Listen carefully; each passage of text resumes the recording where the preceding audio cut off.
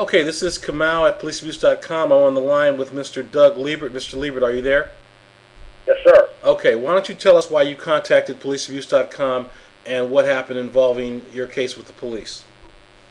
Okay. Well, we had trouble with a neighbor, and we had to call the police a number of times, just about 3 times about him, and it finally escalated to the point where, and this situation was aggravated by the police because when they came out there, they didn't do anything about it. They just kept, they'd actually be talking to him and laughing along with him and stuff, and this guy was very aggressive, and I had sent you some video there of some of the things he was saying to us over our fence that's included on that DVD I gave you, very offensive things, and he was calling me fag and everything else. Anyways, he finally came up through 2 no trespassing signs in our yard to challenge me for a fight in front when my wife was there. Well, we called the police. The police showed up, and they were out there talking to him and laughing and just shaking their head at me and just kind of walked in the house. And one guy says, "I want to see this dog poop." And he walked over.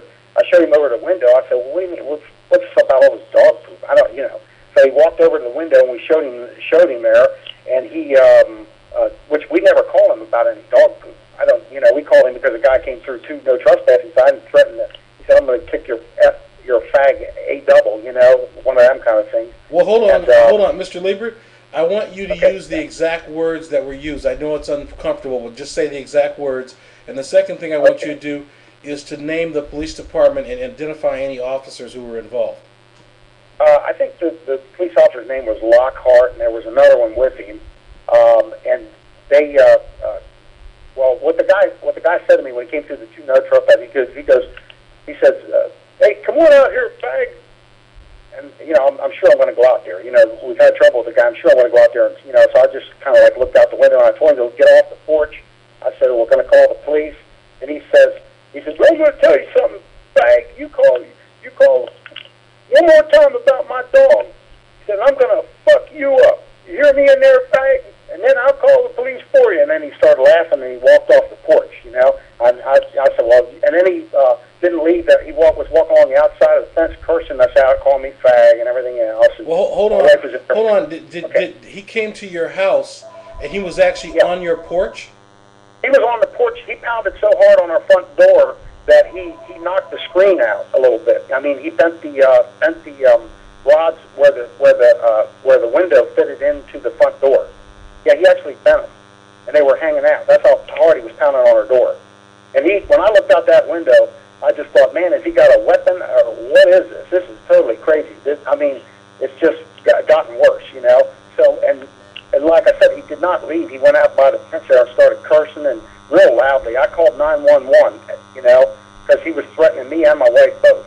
And when they got there, I believe the man's name was Lockhart. I don't know who all these guys are. I mean, there's some really good officers there, and there's some ones that, you know, and I've heard from some other lawyers in the area that there's some really bad police officers there that really don't know what you're doing and just make the situation worse. And anyways, when these 2 jokers got out there, these 2 Parkersberg City police, they were just talking to him, and then he ran over to the guy's porch across the street there, and then they were all sitting over there. It looked like, I said, "What, are they going to have a barbecue over there while they're at it?" You know, my wife was going, "Oh gosh," she goes, "This is bad." I said, "You know," I said, "this is the kind of stuff right here. That's what I said, he'll probably attack us again shortly after this." I said, because, you know, the message is not like, "Don't do this again." The message is like, "Hey, this is funny, ain't it?" You know. Then like I said, he came back in my house and he says, "I want to see this dog poop," you know. And he walks up to the window and he looks up and he started laughing and giggling and stuff and shaking his head. And then he went out the door then, and that was the end of that was the end of the call. And I thought, what was that? And so I called down there then later on, and I asked him what they were going to do about this, and he says, "Oh, I don't want to hear about your damn dog poop.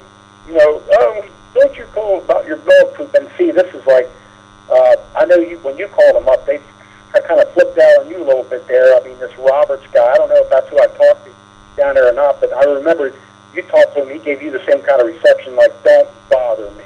You know, I mean, you asked him for some 911 tapes and some other stuff you were trying to get to conduct an investigation, and the man was entirely uncooperative and actually hostile. Well, let me ask you this. So that's been your experience. They haven't treated you professionally, is that right? Oh, they've aggravated the situation, a couple of them. Now, there have been one or two of them that have actually helped. And there have been one or two of them down there that said, hey, we will help you with this situation. This guy, this guy is out of control. This neighbor, he is very aggressive, and, something does need to be done about this. Well, let's talk about the day that you had the altercation where you were actually arrested. Tell me how that started. Well, I was driving over, I was leaving the Wood County Library, and I was coming home to the place where I'm paying my mortgage, which is 605 Buckeye Street. I was driving up Buckeye Street, and I saw this green car come up on the left-hand side, and the window was down, and the guy was yelling out there. He says, I was karaokeing on my radio, having a good time. I had a pair of sandals on. I was all, and he says, pull over, fag. I'm going to give you something to call the cops on me for again.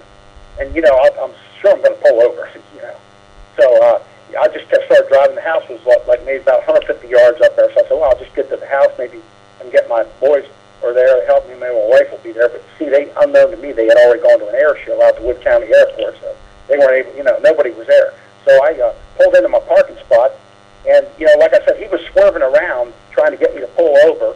And very aggressive, like driving. And he skimmed my car on the right side passenger side, with his car. He wasn't trying to do it. He just, wasn't watching what he was doing. Mm-hmm. Anyways, so he definitely caused an accident. He made contact. There was no two ways about it, So I pulled into my parking spot there, and I grabbed a can. I have a can of Halt dog spray, dog repellent, which I, use in case a dog or something might be around, because I've had dogs running, around loose at night. So I grabbed the Halt dog repellent, and I was getting out of my car to try to run into the house. Well, he was already out of his car. He parked in back of me, and this concurs with what the witness saw, too.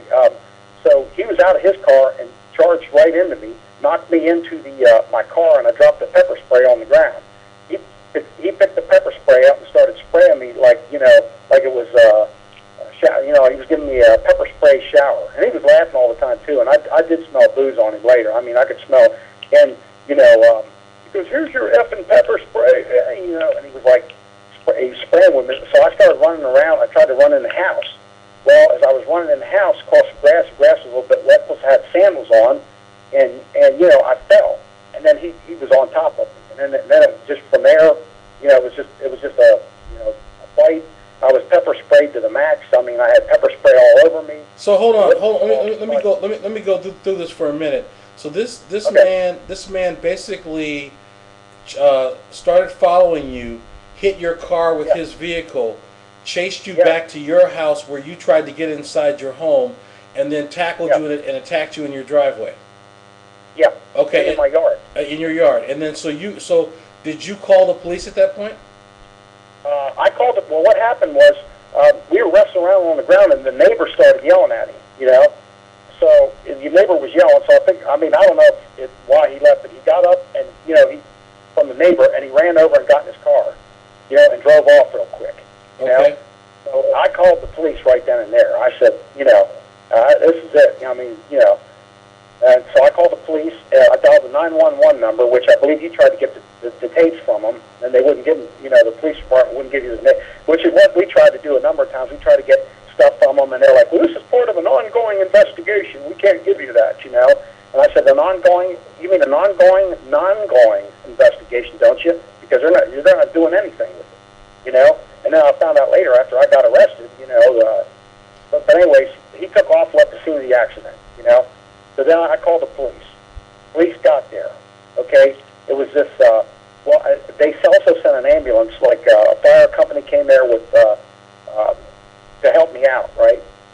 And this police officer named Donaldson got there, who we had called on some other occasions, and he, I can tell you, the councilman, Jim Myers, told me, when I mentioned Donaldson's name, he just went like, Okay, well, hold on. Let me back up. So ultimately, let me just, because we're getting short on time, I want to make sure I get the most important parts here. Right. So you reported this incident immediately by telephone, and did the police arrest him, or tell me what happened? Okay, when the police got there, they just asked me if I told them the guy hit my car, and Donald says, I don't see any damage. There's no paint transference on